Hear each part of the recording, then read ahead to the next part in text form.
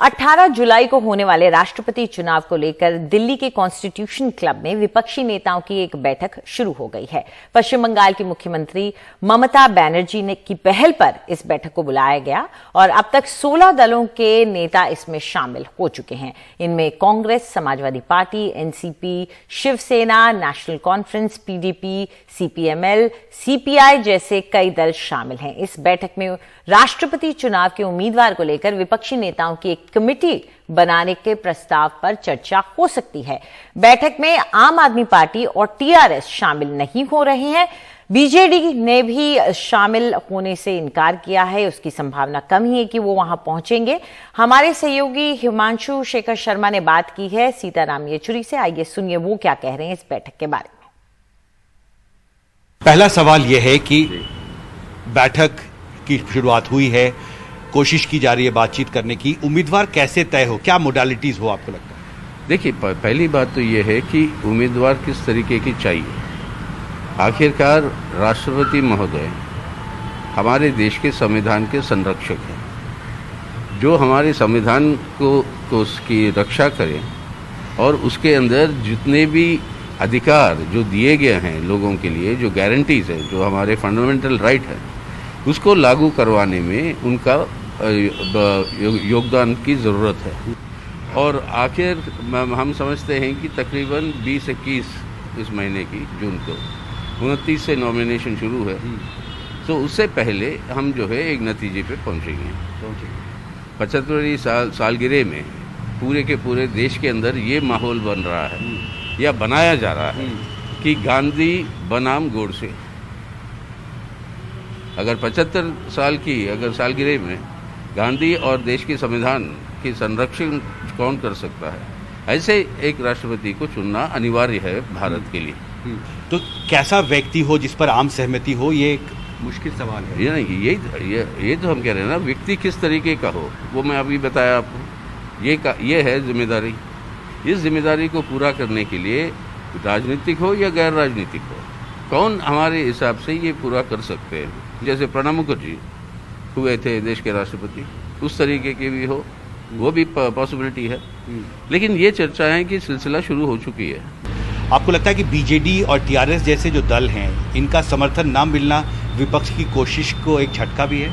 अगर देखिए, अब ना मिले ये तो अब पूरे संपूर्ण रूप से नहीं कह सकते आप कि नहीं मिला, क्योंकि सवाल ये है कि यहाँ पर राजनीतिक बातें नहीं है। यहाँ पे सवाल है एक ऐसा व्यक्ति जो हमारी संविधान की संरक्षण कर सके। आपने प्रणब मुखर्जी का जिक्र किया, आपको लगता है शरद पवार एक सशक्त उम्मीदवार हो सकते हैं?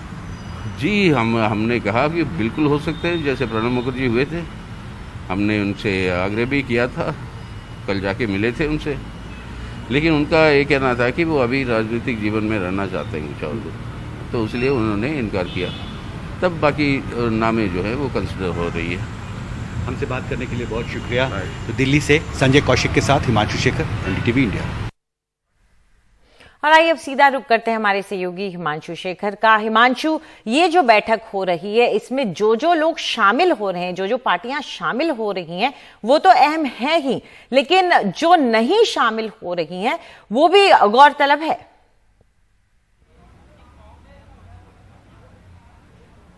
निश्चित तौर पर देखिए, दो अहम जो पार्टियां हैं, गैर बीजेपी, गैर एनडीए पार्टियां हैं, बीजू जनता दल और टीआरएस, इन दोनों ने अपने आप को इस बैठक से अलग कर लिया है। टीआरएस के नेता के चंद्रशेखर राव ने अपने पार्टी के नेताओं के साथ एक लंबी बैठक भी की हैदराबाद में, और एक विस्तार से उन्होंने एक बयान भी जारी किया और ये बहुत साफ किया कि राष्ट्रीय स्तर पर वो कांग्रेस के विकल्प के तौर पर खुद को इस्टेब्लिश करना चाहते हैं, और इसलिए उनके लिए बहुत मुश्किल है कि वो कांग्रेस के नेताओं के साथ एक ही मंच पर बैठें और विचार विमर्श करें।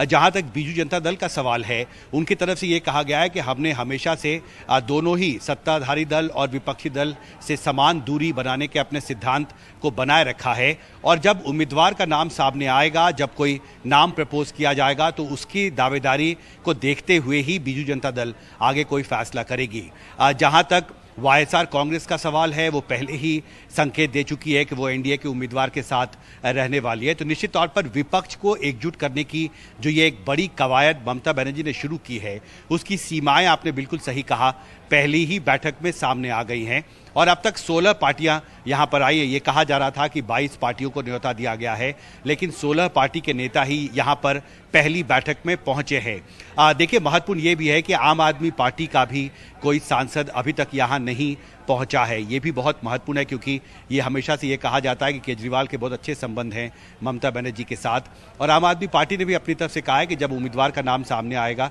तब वो इस पर अपना रुख आगे साफ करेंगे। तो कई स्तर पे बहुत सारी सीमाएं हैं विपक्ष की एकजुटता को लेकर जो आज इस बैठक में साफ तौर पर दिखाई दे रही है। और दूसरा ये संकेत हमें मिला है कि इस बैठक के बाद किसी वरिष्ठ विपक्षी नेता को ये जिम्मेदारी दी जाएगी कि वो सभी राजनीतिक दलों के साथ इनपुट्स लेकर जो उम्मीदवारों का नाम को वो मनोनीत करना चाहते हैं अपनी तरफ से उनसे डिटेल्स लेके फिर एक आम सहमति बनाने की कोशिश की जाए, क्योंकि ये भी तय किया गया है कि जिस नेता को भी या गैर राजनीतिक व्यक्ति को अगर विपक्ष की तरफ से उम्मीदवार बनाया जाता है तो उससे भी बात करना महत्वपूर्ण होगा, उसकी जो मंजूरी है वो लेना भी अहम होगा। लेकिन ये तय किया गया है कि 20-21 जून तक विपक्ष को अपना उम्मीदवार का नाम तय कर लेना होगा, क्योंकि 29 तारीख नामांकन की आखिरी तारीख है और कैंपेन की जो प्रक्रिया है उसे भी जल्दी शुरू करना बहुत महत्वपूर्ण होगा। अंजलि जी, शुक्रिया इस पूरी जानकारी के लिए हिमांशु।